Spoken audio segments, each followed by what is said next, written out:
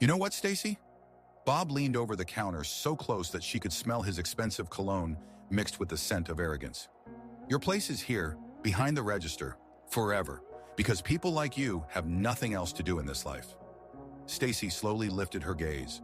There was no longer any submission in her eyes, only the cold confidence of someone who was finally ready to show their cards. Bob, she whispered, and her voice sounded like a verdict. You have no idea who you're talking to. She pulled a worn photograph from her pocket and placed it on the counter.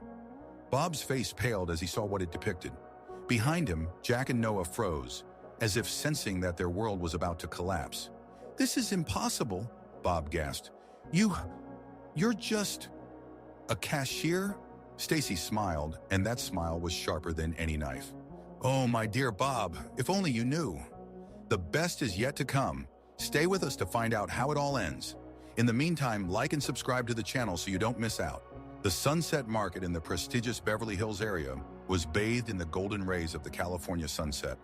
Behind the huge windows, shelves of organic products were visible, the prices of which could feed an entire family for a week. But for the regular customers of this place, money was never an issue. Stacy Coleman stood behind register number 3, automatically scanning the barcodes of the products. 24 years old, blonde hair pulled into a messy ponytail, a sea green uniform with the store's embroidered logo. At first glance, an ordinary girl working for minimum wage to make ends meet. But if you looked a little closer, you could notice something special in the way she carried herself. A straight back, confident movements, a gaze that had seen much more than it showed. The clock on the wall read 7 p.m., the busiest time. Stacy mechanically smiled at customers, thanked them for their purchases, wished them a good evening.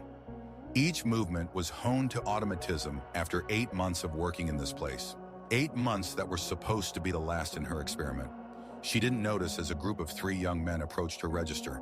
Rather, she noticed but tried not to pay it any mind. Bob Harrison, 24 years old, heir to a chain of elite restaurants on the West Coast. Next to him was Jack Milton, the son of an influential judge, and Noah Sterling, whose father owned half the real estate in Malibu. The golden youth of Los Angeles, accustomed to getting everything they wanted with a snap of their fingers.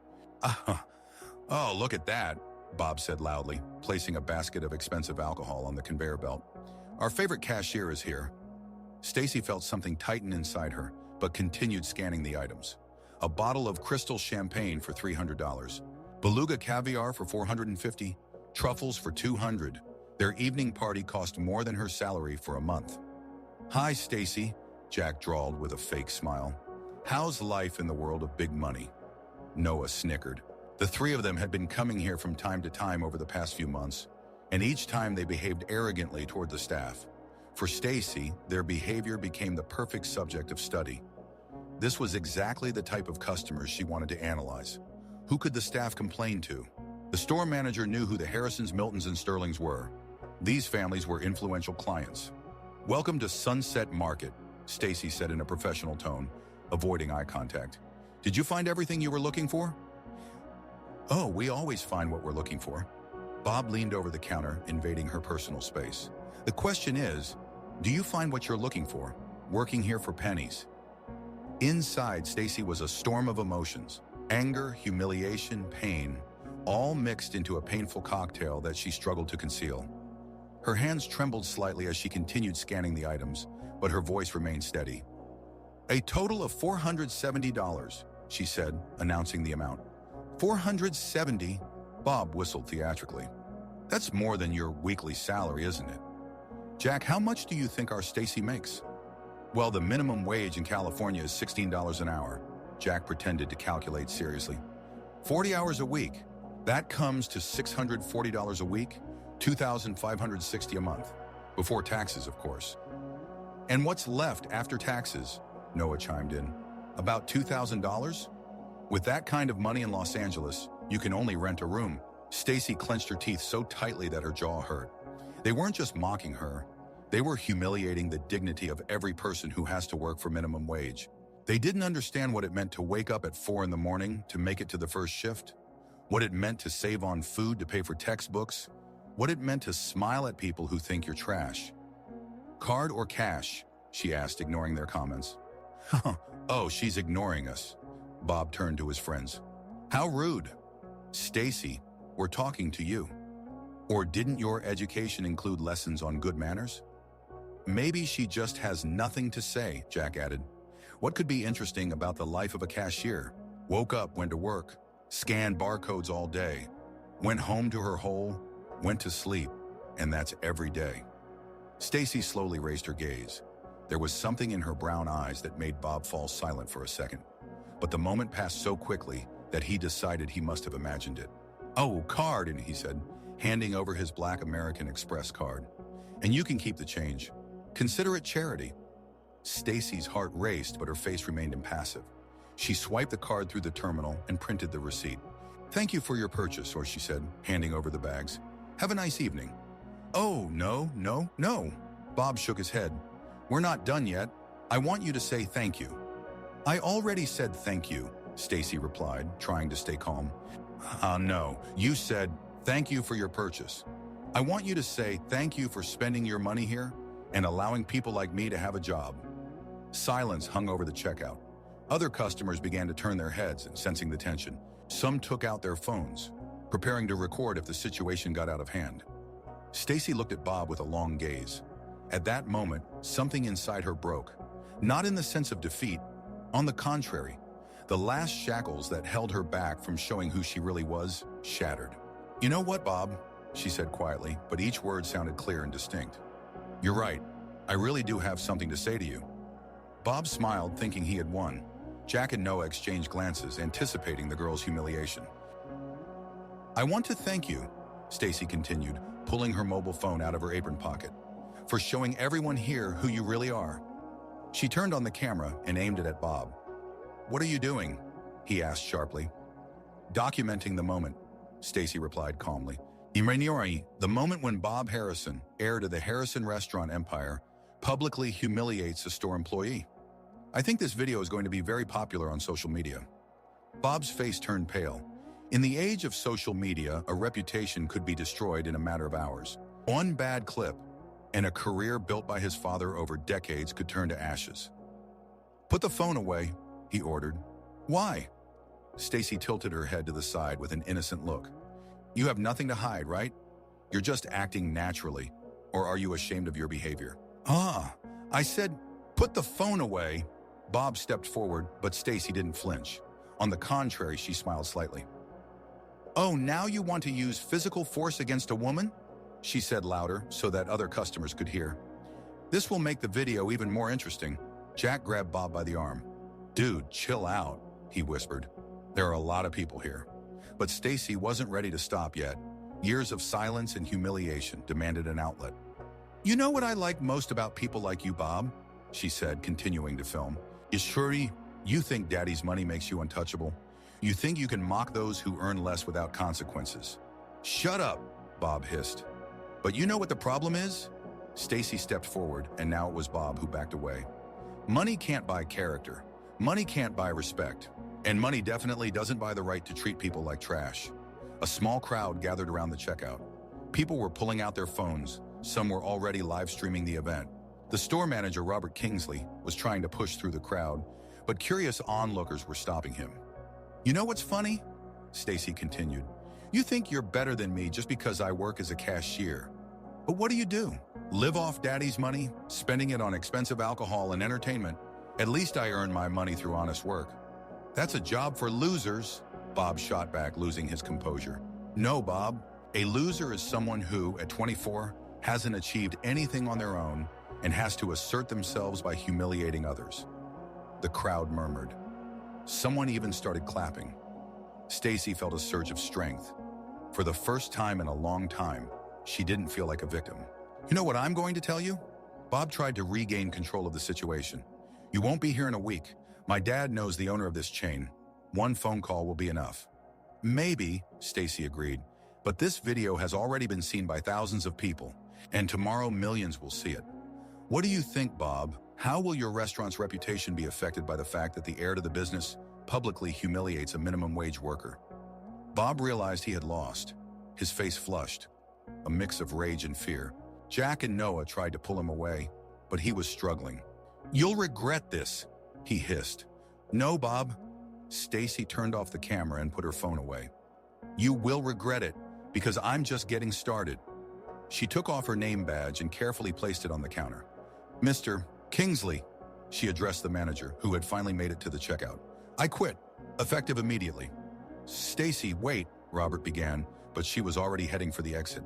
"Have a good evening, everyone," she said as a farewell, and her voice sounded as if the burden she had been carrying for 2 years had finally disappeared. Stacy stepped out of the store into the warm evening air of Los Angeles. Her hands trembled slightly from adrenaline. Her heart raced so fast that she could hear it pounding in her ears. For the first time in 8 months, she felt like herself. She got into her old Honda Civic, which she had specifically chosen for this experiment, to fit the image of an ordinary student working as a cashier, and pulled out her phone. The screen already showed several missed calls and dozens of messages. The video was spreading across social media like wildfire. But Stacy was more interested in the data she had collected over these 8 months. Hundreds of interactions with customers, statistics, behavioral pattern analysis. There was enough material for a dissertation and several research articles. She dialed a familiar number. "Dad?" she said when the call was answered. "The experiment is over. You can come pick me up." On the other end of the line, a deep male voice responded. "Stacy, what happened? You were supposed to last another week. I got the perfect case for my research.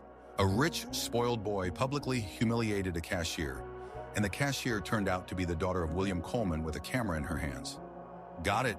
Come home. I can't wait to see the results of your research." Stacy started the car and drove down the familiar streets. Not to her tiny rented studio in East Los Angeles, where she had lived for the past 8 months as part of an experiment. She headed home to Malibu, to the cliffside house overlooking the ocean. The drive took an hour. During that time, her phone kept ringing and vibrating with messages. The video of her confrontation with Bob had already garnered several tens of thousands of views and continued to spread. The hashtags MBUndercover and Retail Reality were starting to gain popularity. People were sharing their stories about how they were treated in the service industry. But for Stacy, it was merely confirmation of her hypothesis. Social media had shown that the problem of class prejudice in retail truly existed and resonated with millions of people. Ahead around the bend, the familiar gates with the C monogram Coleman came into view. The guard in the booth recognized her and immediately opened the gates. Stacy drove down the long palm-lined driveway and stopped in front of the house. The Spanish colonial-style mansion loomed before her, bathed in warm light. On the porch stood a tall man with gray hair in an expensive suit. William Coleman, 54 years old, founder and CEO of Coleman Tech, one of the largest technology corporations on the West Coast, specializing in corporate solutions and services for businesses. The man whom Forbes magazine had included in its list of the most influential people in America. And most importantly, a proud father who supported his daughter's unusual research project. "Hi, Daddy," Stacy said as she got out of the car. William silently embraced her, and she felt the tension of the past 8 months begin to fade away. "Come in," he said. "Mom wants to hear about your research." Inside the house, nothing had changed. The same expensive paintings on the walls, the same marble floors, the same atmosphere of quiet luxury. Elizabeth Coleman, an elegant 49-year-old former top model, now known philanthropist, was waiting for them in the living room. "My smart girl," she said, hugging her daughter. "How did the experiment go?" "Better than I expected, Mom. I have material not only for my dissertation, but for an entire book." They sat on the familiar white sofa, which offered a stunning view of the ocean. It was around 9 in the evening, and the waves quietly lapped at the shore, reflecting the moonlight. "Tell me more about what happened," William said. Stacy recounted her 8 months working as a cashier, how she documented various types of customers, the statistics of humiliations and insults that workers received. How today Bob Harrison became the perfect example of the most toxic type of customer. "You know what struck me the most," she said. "Not that such people exist, but how many ordinary, seemingly good people simply don't notice service workers. They're not mean, just blind." "Harrison?" William asked. "David Harrison's son. Do you know his father?" "We did business together. Not the most pleasant memories." William frowned. "David Harrison is known for not treating his employees very well. Apparently, his son inherited those qualities." "Dad," Stacy took her father's hand, "I have a proposal. My research has shown a serious problem in society. I think Coleman Tech can play a role in addressing it." "What are you talking about?" Stacy took a deep breath. "I want to turn my dissertation into a social campaign, a training program for employees of companies that work with customers. Maybe even launch a fund to support service workers. And what about Bob? Elizabeth asked. Bob will be the first participant in the program, Stacy replied confidently. Not as a punishment, but as an opportunity to learn. And what do you propose? William asked. Tomorrow morning, I want to go back to the store, but not as Stacy, the cashier who lives in a one-bedroom apartment and drives an old car. And what about Stacy Coleman, daughter of William Coleman, heir to Coleman Tech? William was silent, contemplating his daughter's words. He knew that Stacy had every reason to be angry. 2 years ago, she came to him and said she wanted to live a normal life, earn her own money, understand what it was like to be an ordinary person. He allowed her to do this, even though his heart ached with worry. Stacy moved into a small apartment, got a job, and gave up all the privileges of her position. Why is this so important to you? He asked. Because people like Bob will never change unless they learn a lesson. They will continue to humiliate others, thinking that money gives them the right to do anything, and people will endure it because they are afraid of losing their jobs. And what will happen after you show him who you are? Elizabeth asked. He will understand that there is justice in the world, that you cannot judge people by their jobs or income, that the girl at the cash register might be the daughter of someone richer than his father. Stacy stood up and walked to the window, looking at the dark ocean. But the main thing is, he will understand that his behavior has consequences, that the video of his antics is not just entertainment for social media, that every person has a story, has dignity, has a right to respect. William got up and hugged his daughter. All right, he said, but we will do this the right way, without revenge, without humiliation. We will simply show him the truth. How? William smiled. Coleman Tech is just looking for a location for a new corporate store. I think Sunset Market would be perfect. The next morning at the Coleman mansion began early. Stacy woke up in her childhood room and first checked how the video was spreading. Overnight, it had gained over 3 million views. The comments were divided. Some supported her, while others criticized her for deceiving customers. But the most interesting part was that journalists, researchers, and even representatives from other companies began to reach out to her.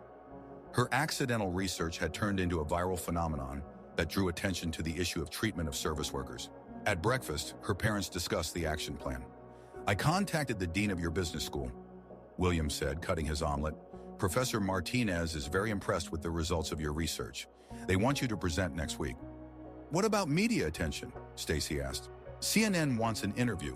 Forbes is planning an article about your research method. Harvard Business Review is interested in publishing your data. Stacy nodded. Academic recognition was more important than any revenge. And what about Bob? According to my information, he will be at the store around noon today. Apparently, he doesn't know that his video has gone viral. At 11:30, a black Mercedes S-Class stopped at the entrance to Sunset Market. Stacy had arranged with her father to meet here, planning to conclude her research with a public demonstration of the results. The driver opened the door, and William and Stacy Coleman stepped out of the car. Her father was in an impeccable dark blue suit, and she was in a strict business outfit. Following them was a journalist from the Los Angeles Times, whom they had invited to cover the conclusion of the research project. Robert Kingsley, the store manager, was waiting for them at the entrance. He looked extremely nervous. The video of yesterday's incident had already garnered millions of views, and now one of the most influential businessmen in California had come to his store. Mr. Coleman, he said, extending his hand. It's an honor for us. See, Robert. William shook his hand and turned to his daughter. Allow me to introduce my daughter, Stacy Coleman, who has been working in your store incognito for the past 8 months for her research at Stanford. She used only the name Stacy, hiding her last name. Sakunam, Miss Coleman? Robert bowed slightly. I must apologize for not intervening yesterday. Stacy smiled a professional smile. Mr. Kingsley, you did what you thought was right for the business. But it was precisely such situations that were the subject of my research. They had come inside. The store employees, the very people who had witnessed the scandal at the checkout yesterday, stopped and looked on in amazement. Many of them had befriended Stacy over these months, unaware of her true status. At that moment, a familiar group entered the store. Bob Harrison, Jack Milton, and Noah Sterling were heading towards the prepared food section, laughing about something on Bob's phone. Clearly, they had not yet seen the viral video. Oh, look, Bob said loud enough for those around to hear. Yesterday, some cashier became an internet star. Over 100,000 views already. Dude, you definitely ruined her life, Jack laughed. I bet she's already been fired. And rightly so, Noah added. She shouldn't have acted so smart. They stopped when they saw a group of people in expensive suits and a journalist with a camera. Bob squinted, trying to make out a familiar face. Stacy? He said uncertainly. Stacy slowly turned to him. Instead of a cashier's uniform, she wore a sharp business suit. Instead of a messy ponytail, she had a professional hairstyle. Instead of a submissive gaze, she exuded the calm confidence of a researcher. Hi, Bob, she said calmly. Hi, Bob, she said calmly. What's going on?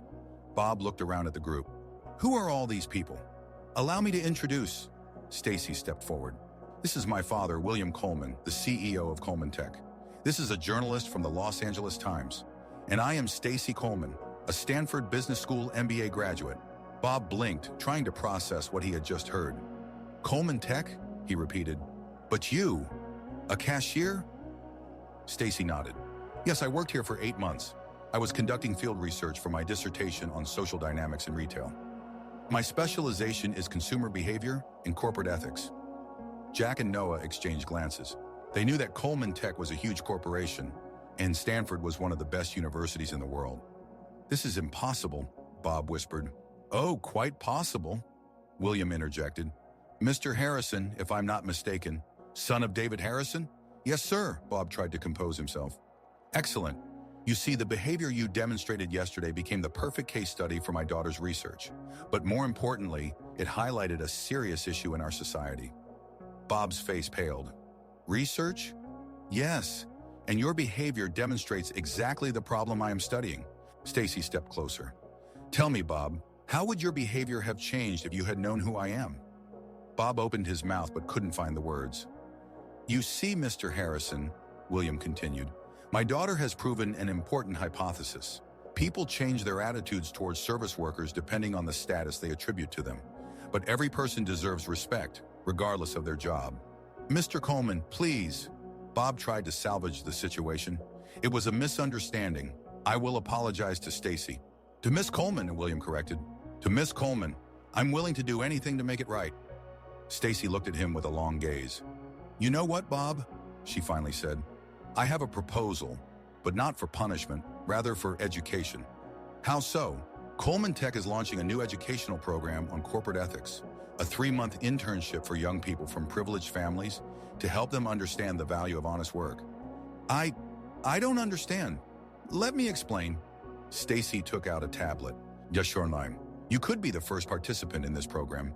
3 months of work for a regular salary with no special privileges.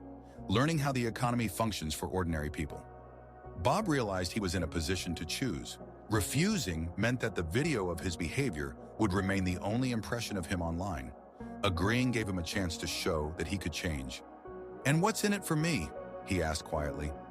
A chance to become a better person? Stacy replied. Perhaps in the future, participation in real business projects at Coleman Tech. But only after you prove that you have learned to respect people regardless of their social status. All right, he said after a long pause. I agree. In half an hour, a crowd gathered at Sunset Market. Store employees, customers, journalists, everyone wanted to see the continuation of yesterday's drama. Social media buzzed with news that the vengeful cashier turned out to be the daughter of a billionaire. Bob Harrison stood in front of the camera, pale and bewildered. Next to him, Jack and Noah looked no better. Stacy, now in the role of a representative of Coleman Tech, stood beside her father and watched. My name is Bob Harrison, he began, looking into the camera. Yesterday, I behaved unacceptably towards an employee of this store. I want to publicly apologize to Stacy Coleman and everyone who witnessed my behavior. His voice trembled, but he continued.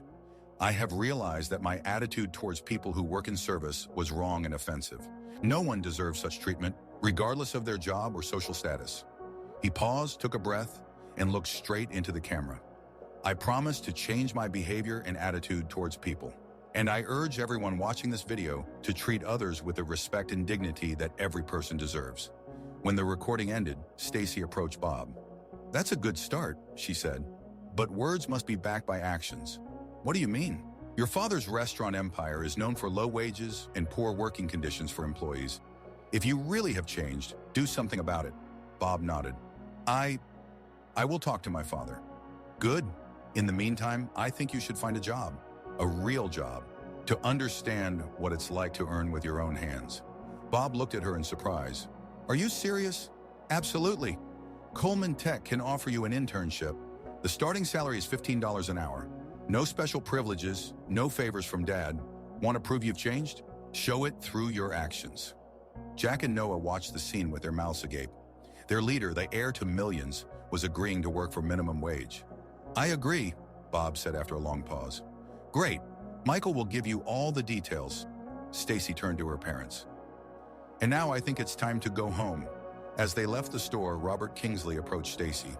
Miss Coleman, he said, I would like to apologize for not intervening yesterday when... Mr. Kingsley, Stacy interrupted him, you did what you thought was right for the business. But remember, a true leader protects their employees, even if it might cost them money. Yes, ma'am, I will remember. On the way home, Stacy looked out the window at the passing landscapes of Los Angeles. 2 years ago, she thought she knew what life was like for ordinary people. But she was wrong. You cannot understand what it means to be vulnerable while you have the safety net of a wealthy father. You cannot understand humiliation while you can return to a mansion in Malibu at any moment. What are you thinking about? William asked. About how much I have learned over these 2 years, but most of all, today. And what? That privileges come with responsibility. I have power that most people do not have, and I must use it correctly. Elizabeth turned to her daughter. What do you plan to do next? Stacy smiled. Remember the Coleman Foundation program to support service workers? I think it's time to expand it. How exactly? Scholarships for education, legal support for labor rights violations, retraining programs, and most importantly, a campaign to change society's attitude towards people who work in service. William smiled. This will require serious investments. Dad, you always said that the best investments are investments in people. In the evening of the same day, Bob's apology video garnered several million more views. But it wasn't the only content that went viral. Stacy recorded her own video message in which she shared her experience working as a cashier and emphasized the importance of treating people with respect. For the last 2 years, I worked in a store not because I had to, but because I wanted to understand what it's like to be an ordinary person, she said to the camera, and I realized that there are no ordinary people. Every person is a unique individual with their own dreams, fears, and hopes. A cashier in a store might be a medical student. A waitress might be writing a novel in the evenings. A janitor might be supporting a sick mother. I was lucky. I had a safety net. But millions of people don't have such a safety net. They depend on the understanding and respect of those around them. And each of us can make their lives better or worse simply by how we treat them. The video concluded with an announcement of a new initiative by the Coleman Foundation, a fund to support service workers with a budget of $100 million. A week later, Bob Harrison started his first day at Coleman Tech. He was greeted by Michael Thorne and led to a small office in the basement of the building. Your job is to sort documents and prepare reports, Michael explained. Working hours are from 9 to 6 with a 30-minute lunch break. No special privileges. Bob nodded. On his first day, he understood what it was like to work 8 hours straight at a desk without the ability to leave whenever he wanted. By the end of the week, his back ached from sitting and his hands were tired from constantly handling documents. In the first 2 weeks, he realized what it was like to work 8 hours straight at a desk without the ability to leave whenever he wanted. By the end of the first month, his back ached from sitting and his hands were tired from constantly handling documents. But most importantly, he began to understand what people who depend on their salary feel. When your paycheck isn't just pocket money from Dad, but a means of survival, every dollar matters. Receiving his first paycheck for 2 weeks, $512 after taxes, he felt pride for the first time in his life from the money he earned himself. Stacy followed his progress through Michael's reports. The former bully was truly changing.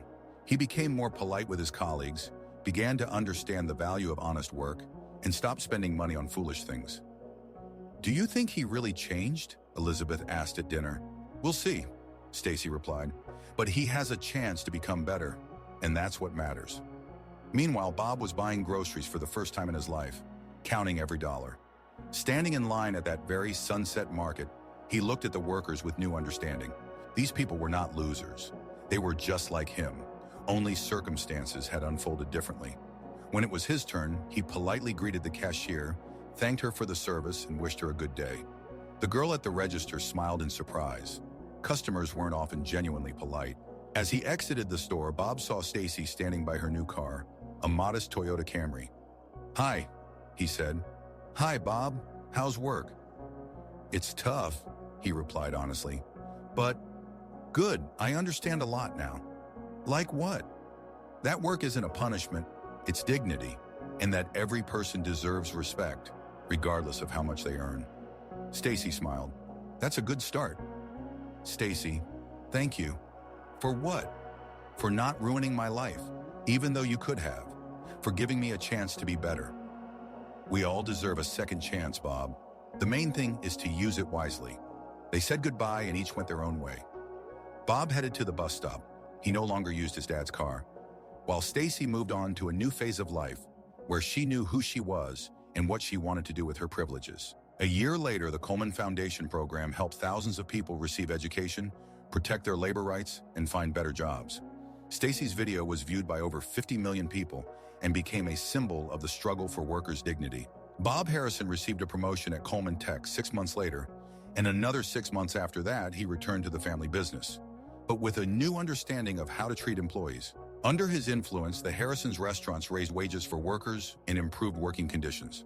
Stacy Coleman became one of the youngest and most influential labor rights activists, proving that true power lies not in humiliating others, but in uplifting them.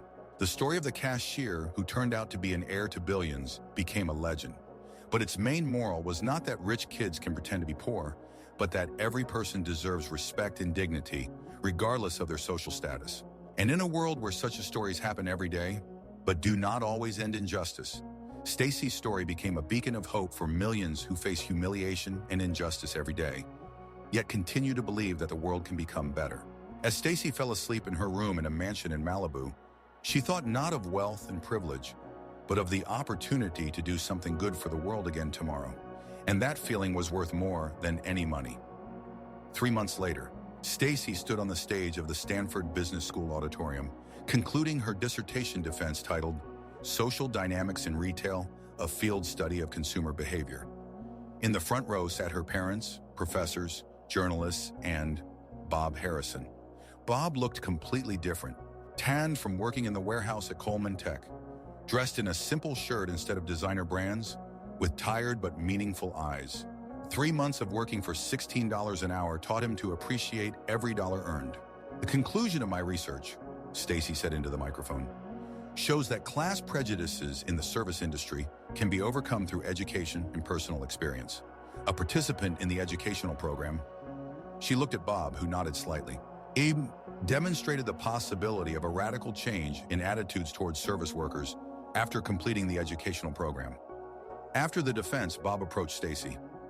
"Congratulations on your defense," he said. "And thank you." "For what?" "For not destroying me when you could have, for giving me a chance to become a better person." Stacy smiled. "We all deserve a second chance, Bob. The main thing is to use it wisely." "I have new," Bob said.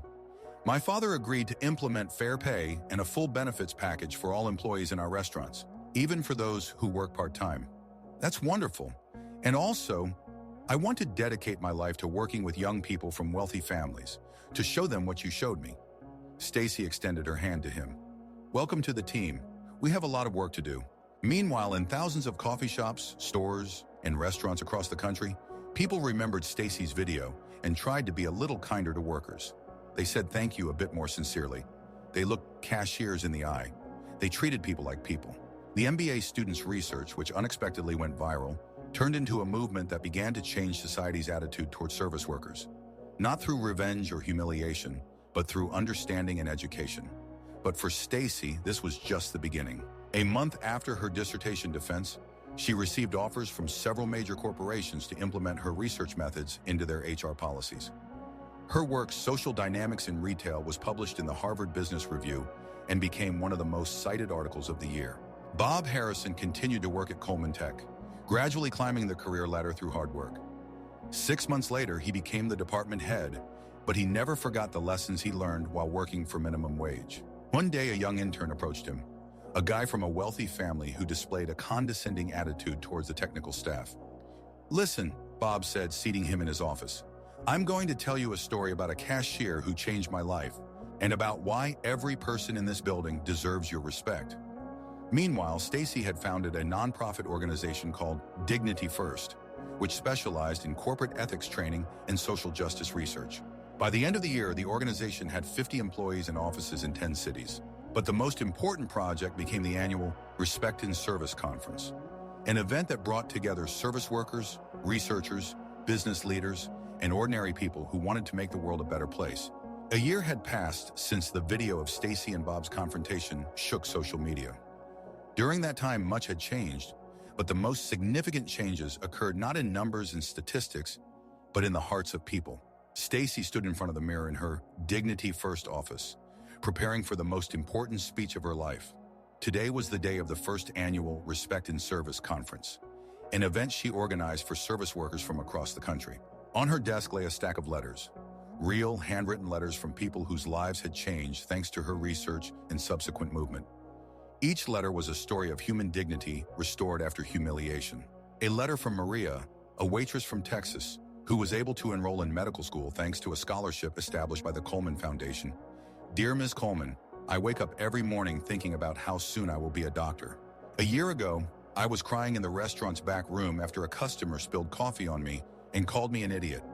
Thank you for showing me and millions of others that we are worthy of dreaming." A letter from David, a security guard from Florida. "My daughter saw your video and said, 'Dad, you're a hero because you protect people. She used to be embarrassed by my job. Now she is proud of me. You gave me the most precious thing, my child's respect." A letter from Samantha, a cashier from Oregon. "Yesterday, a customer came up to me and thanked me not only for the service, but also for doing important work. He had seen your video. For the first time in 5 years of working, someone told me that my job matters." A letter from Thomas, a janitor from Chicago. "My son is in high school and always felt shy about telling his classmates what his father does. After the teacher showed your video to the class, he came home and said, 'Dad, I'm proud of you. You make the world cleaner for other people.' I cried for the first time in many years." Each letter struck Stacy to her core. She understood that what had started as an academic research project had turned into a movement that was changing lives across the country. There was a knock at the door. Lisa Martinez, her assistant and former Stanford student, entered with a tablet in hand. "Ms. Coleman, the guests are starting to arrive. The hall is almost full." "How many people?" 3,000 in the hall, plus 5 million online viewers worldwide. CNN, NBC, Fox News, BBC. All the major networks are broadcasting live. Even Japanese and European media are covering the event. Stacy took a deep breath. A year ago, she was an MBA student conducting research incognito. Today, she stood on the brink of the most important speech of her life. "And Bob? Mr. Harrison is already here. He's in the front row, just as you requested, and he brought a group of young people from the Harrison's Corporate Responsibility Program." Stacy nodded. This year, Bob transformed from an arrogant heir into one of the most active defenders of workers' rights. Not only did he work a full year at Coleman Tech, but he also initiated revolutionary changes in the family business. The Harrison's restaurants became the first major chain in the country to implement fair pay. $22 an hour, a full benefits package for all employees, including part-timers, and a profit-sharing system. "One more thing," Lisa added.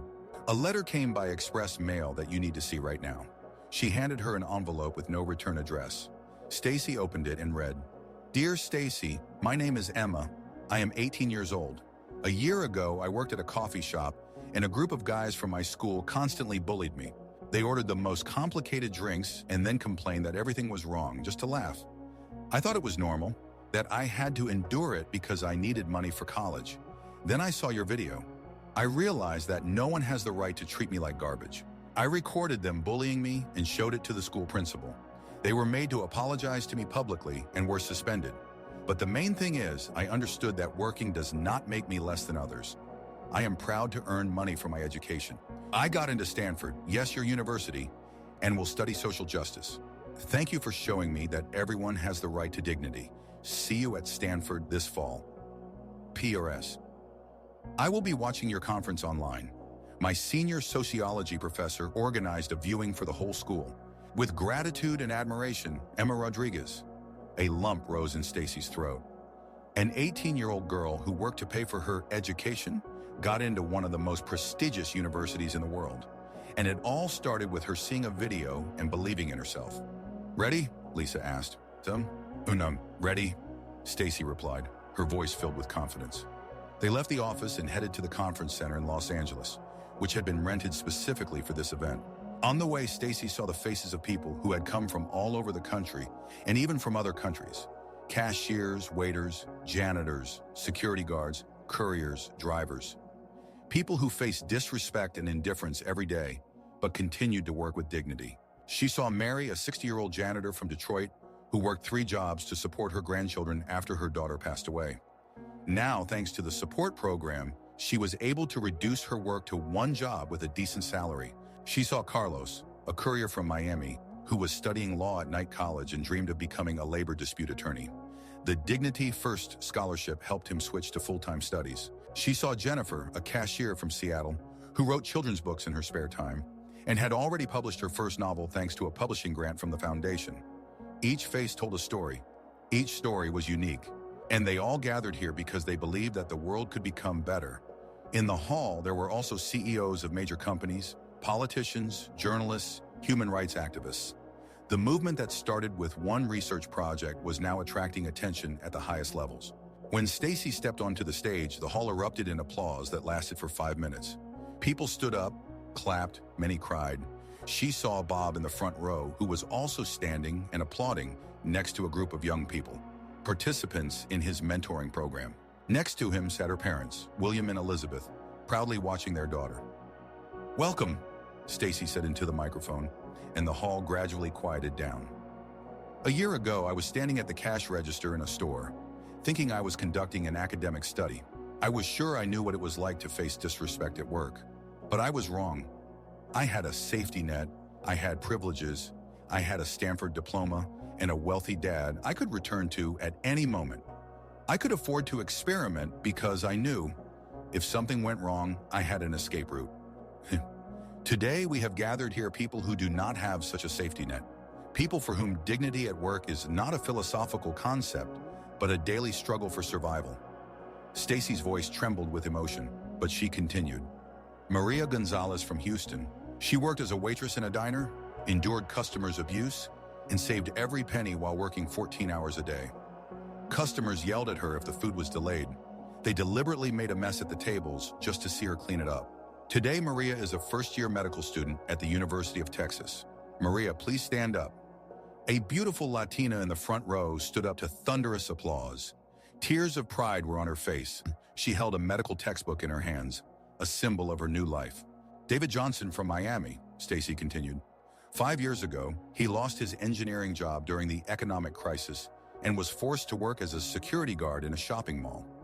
Customers treated him like a ghost. They walked past him without acknowledging his greeting. They spoke about him in the third person, as if he were not a person. But David did not give up. He studied in the evenings, and today he is an engineer again, as well as the head of our professional retraining program. David, a middle-aged man in a business suit, stood up and waved. Tears sparkled in his eyes too. The hall erupted in applause once more. Samantha Williams from Oregon. She worked as a cashier in a grocery store and dreamed of becoming a teacher. Every day she faced people who thought she was stupid just because she scanned barcodes. She probably did poorly in school, they said. Clearly, she's not capable of more. Today, Samantha teaches at an elementary school and tells children that every profession is important. Samantha, a young woman with kind eyes, stood up in the middle of the hall. The children from her class, who had come to support their teacher, squealed with delight. And there are thousands of such stories, tens of thousands. People who did not let circumstances break them. People who understood, your job does not define your worth as a human being. Stacy paused and looked directly into the camera that was broadcasting her speech to millions of viewers around the world. But today, I want to talk not only to those who work in the service industry, I want to address those who use these services. To every person who enters a store, restaurant, bank, hospital, gas station, or beauty salon, the person behind the counter is not a robot. They have a name, a family, dreams, problems, fears, hopes. Perhaps they are working 2 shifts to pay for their child's education. Perhaps she is raising children alone after a divorce. Perhaps he is supporting sick parents or saving money for his wife's surgery. The waitress who brings you coffee may be a medical student who will be saving lives in the operating room in 10 years. The janitor in the office building may be writing a novel in the evenings that will someday become a bestseller. The security guard may be a veteran who defended our country. When you say thank you to the cashier, you are not just thanking them for the service. You are acknowledging their human dignity. You are showing that you see them as a person, not just a function. When you patiently wait for the waiter to correct a mistake, you demonstrate an understanding that people are imperfect, that everyone has the right to make a mistake and the opportunity to correct it. When you look into the eyes of the person who cleans your office and wish them a good morning, you make the invisible visible. Stacy's voice grew stronger, more confident. And when you humiliate a person for their job, you are not just ruining their day, you are attacking their human dignity. You are telling them that they are unworthy of respect, that his labor is worth nothing, that he is worth nothing as a person. And you know what's the worst? He will take those words home to his children, who will ask, "How was work, Dad?" And what will he tell them? That people treat him like trash? That his job doesn't matter? That he doesn't matter? The hall was filled with absolute silence. 5 million people at screens around the world listened to every word. "But you know what?" Stacy continued, her voice gaining new strength. "We can change this, each of us, right now, today. When you leave here and go buy coffee, look the barista in the eyes and say, thank you. Not just for the coffee, for getting up at 5 in the morning to make you the perfect latte, for smiling even when he's tired after a night shift, for making your life a little better every morning. When you're at a restaurant and the waiter makes a mistake, remember, he's a person. People make mistakes. Give him a chance to make it right. Let him feel that he deserves forgiveness and a second chance. Horo, when you're at the store and the line is moving slowly, don't take out your anger on the cashier. He's not responsible for the system running slowly or for the many customers in front of you. He's just doing his job the best he can. Son, when the janitor is mopping the floor in the building where you work, don't pretend he doesn't exist. Say good morning. Thank him for making your workplace cleaner and more comfortable. Stacy paused again and looked at Bob in the front row. He sat leaning forward, catching every word. A year ago, a young man named Bob Harrison humiliated me in a store. He thought I was just a loser working for pennies. He was wrong about me personally, but that's not the point. Bob embodied a problem that is much bigger than one person. He represented a mindset that divides people into important and unimportant based on their job and income. Bob, please stand up. Bob slowly got up. A whisper spread through the hall. Many recognized him from the video that had gone viral a year ago. But now he was a different person. Confident, yet humble. Successful, yet understanding the value of every dollar. Bob spent this year working for a regular salary. He learned what it's like to depend on every paycheck. He changed drastically, but most importantly, he proved that change is possible for each of us. Bob, tell everyone what you learned this year. Bob took the microphone handed to him by an assistant. His voice trembled with emotion. I realized that I was not just wrong, I was cruel, he said, and silence fell over the hall. I thought my father's money made me better than other people, that my private school education gave me the right to look down on those who work with their hands. But over this year I've learned, the only thing that truly makes a person better is how he treats other people, especially those who are weaker than him, who depend on his kindness. I worked alongside people who got up at 4 in the morning to catch the bus to their first job and then went to their second, who saved on lunch to buy school supplies for their children, who smiled at customers even when they had headaches from exhaustion. Nepranara, these people showed me what true strength of character is. They didn't give up, didn't complain, didn't shift responsibility onto others. They just did their jobs with dignity, day after day. And I was just a spoiled child who didn't understand the value of honest work, who thought the world owed him something just because he was born into a wealthy family. Bob turned to Stacy. Thank you for not destroying my life when you could have. Thank you for giving me the chance to become better. And thank you for showing me. True power is the ability to lift others up, not to trample them down. Now Bob addressed the audience. Today in our company, there are people who were once homeless, people who didn't finish school, people whom others have written off. And you know what? They work better than many university graduates because they value every opportunity. We pay all our employees a minimum of $22 an hour, even students working part-time, because decent work deserves decent pay. We offer free English courses for migrants, a program for obtaining a high school diploma for those who couldn't finish school, and scholarships for employees' children. And you know what happened? Our profits increased by 30%. Employee turnover dropped to 2%. Customers notice the difference when they are served by happy, motivated employees. It turns out that when you treat people like people, not like resources, everyone wins. The hall erupted in applause. People stood, clapping. Many were crying. Bob's story became a symbol of how people can change radically, that mistakes can be corrected, that forgiveness and second chances are possible. When the applause died down, Stacy took the microphone again. We all have a choice, every day, every minute, in every interaction. We can make someone's life better or worse. We can lift a person up or demean them. We can show respect or contempt. And you know what's most amazing? It costs nothing. A smile costs nothing. Thank you costs nothing. Patience costs nothing. Respect costs nothing. But for the person receiving that respect, it means the whole world. It can change their day, their week, their attitude towards work and life. Stacy pulled out a letter from Emma that she received that morning. This morning, I received a letter from an 18-year-old girl named Emma. A year ago, a group of classmates bullied her at the cafe where she worked after school. Today, she got accepted to Stanford and will study social justice. Do you know what she wrote at the end of the letter? Stacy unfolded the sheet and read, "I am no longer ashamed of my job. I am proud to earn money through honest work. And when I become a social worker, I will remember that dignity is not a privilege of the rich. It is a right for every person, regardless of how much money they have in their pocket." The hall was silent, only quiet sobs. People were crying from overwhelming emotions. "Emma is not here today," Stacy continued. "She is preparing for college, but I know she is watching the broadcast with her classmates. Emma, this is for you and for millions like you around the world." Stacy turned to the huge screen behind her, where numbers appeared. In 1 year of the Dignity First movement, 25,000 people received educational scholarships. 50,000 workers received legal assistance for violations of their labor rights. 150,000 people underwent retraining courses. 500 companies changed their policies towards employees after participating in our programs. 1,000 schools implemented lessons on respect for labor into their curricula. But most importantly, millions of people changed their attitude towards service workers. I receive thousands of letters every week from people saying, "I started to treat cashiers differently after your video. I taught my children to always be polite to waiters. I realized that behind every job is a living person with their own dreams." Stacy took a final pause and looked into the audience. "Today we are launching a new initiative. It's called See the Person. This is a phone app that reminds users of the importance of human dignity.